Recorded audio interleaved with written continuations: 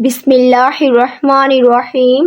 اللہ کے نام سے شروع کرتی ہوں جو نہایت مہربان اور رحمت والا ہے۔ کہا جاتا ہے کہ پرانے وقتوں میں ایک آدمی کچھ بچوں کے ساتھ اپنے گھر میں رہتا تھا۔ اس آدمی کے ساتھ بچے اور اس کی بیوی ہمیشہ مفلسی میں اپنی زندگی گزار رہے تھے۔ وہ آدمی جو کچھ کماتا اس سے وہ شراب لے لیتا اور اپنی بیوی اور بچوں کے لیے کچھ نہ لے کر آتا۔ جب اس کو تھوڑا سا نشہ ہوتا پھر وہ کمانے کے لیے نکل پڑتا۔ اس کے گاؤں والوں کو اس کی عادت کا پتہ چل چکا تھا، اس لیے اس کے گاؤں والے اس کو کام نہیں دیا کرتے تھے۔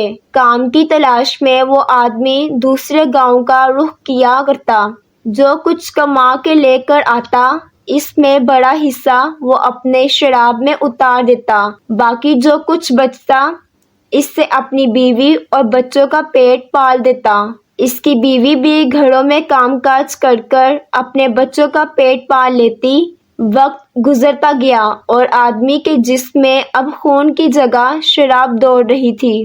اتنی زیادہ شراب پینے کی وجہ سے اس کی طبیعت دن بدن خراب ہوتی جا رہی تھی۔ ایک دن ایسا آیا کہ اس کی طبیعت نے اپنا رنگ بدل دیا۔ اس کی طبیعت اتنی زیادہ خراب ہو گئی کہ اس کو دنیا چھوڑ کر جانا پڑ گئی۔ ایک دن اس کے گردے ختم ہو گئے اور دنیا فانی سے کوچ کر گیا۔ کچھ بھی ہو وہ آدمی اپنے گھر والوں کا واحد سہارا تھا، اس لیے وہ آدمی جب اس دنیا سے چلا گیا تو اس کے گھر والوں نے زور زور سے رونا شروع کر دیا۔ پورے گاؤں والوں کو یہ بات پتہ چل گئی کہ فلاں شرابی اس دنیا میں نہیں رہا اور اس کا جنازہ شام مغرب کی اذان کے بعد ادا کیا جائے گا۔ پھر بھی پورے گاؤں میں سے کوئی بھی آدمی ان کے گھر نہ آیا۔ اکیلی عورت اور اس کے بچے اپنے باغ کے پاس بیٹھ کر رو رہے تھے۔ کچھ دیر بعد جب عورت نے سب منظر کو دیکھا تو وہ خود اٹھ کر بازار گئی اور وہاں سے کفن لائی۔ پھر قبرستان جا کر قبر کھودی، دوسرے گاؤں سے غسل دینے والے آدمی کو بلوایا اور اس سے اپنے خاوند کو غسل دلوایا۔ وقت گزرتا گیا اور مغرب کی نماز کے بعد اس کا جنازہ تھا۔ عورت اکیلی اور اپنے بچوں کے ساتھ اس انتظار میں تھی شاید کہ کوئی آدمی آئے گا اس کی میت کو جنازہ گاہ تک لے کر جائے گا، لیکن کسی کو بھی اس پر ترس نہ آیا۔ پھر عورت خود اٹھ کر باہر گئی اور جو کچھ بھی اس کے پاس جمع تھا اس نے 2 مزدوروں کو بندوبست کیا اور اپنے خاوند کی میت کو جنازہ گاہ تک پہنچایا۔ اب وہ اسی انتظار میں تھی کہ شاید کوئی آئے اور میرے خاوند کا جنازہ پڑھے۔ پھر کوئی بھی نہ آیا۔ اس طرح وقت گزرتا گیا اور رات ہو گئی۔ وہ اکیلی عورت اپنے خاوند کے پاس کھڑی تھی۔ قبرستان کے ساتھ ایک پہاڑی تھی جس پر ایک بزرگ رہا کرتے تھے۔ سارے گاؤں والے ان کو بڑا مانتے تھے۔ ان کی یہ خصوصیت تھی کہ وہ کبھی بھی اس پہاڑی سے اتر کر نہیں آئے تھے۔ جب اس بزرگ نے اپنی پہاڑی کے کنارے کھڑے ہو کر دیکھا تو نیچے ایک عورت میت کے پاس کھڑی تھی۔ بزرگ جلدی سے نیچے اترے اور اتر کر اس عورت کے پاس پہنچے۔ بزرگ نے کہا کہ فکر نہ کرو، تمہارا خاوند کا جنازہ میں خود پڑھاؤں گا۔